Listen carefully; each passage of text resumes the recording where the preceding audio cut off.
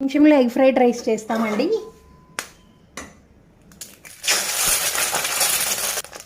ఇప్పుడు ఇట్లా కొంచెం ఉప్పు వేసేయాలి, ఇట్లా కొంచెం మిరియాల పొడి వేసేయాలి, పచ్చిమిర్చి వేసేయాలి,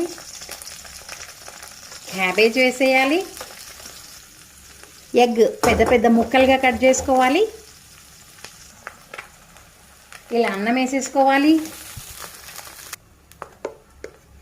కావలసినంత కారం వేసుకోవాలి, ధనియాల పొడి వేసుకోవాలి, గరం మసాలా వేసుకోవాలి, సోయా సాస్ వేసుకోవాలి. అలా అలా కొత్తిమీర చల్లామంటే ఎగ్ ఫ్రైడ్ రైస్ రెడీ. నేను చెప్పాను కదా, 1 నిమిషంలో తయారయ్యే ఎగ్ ఫ్రైడ్ రైస్. मैंने कहा ना सनम.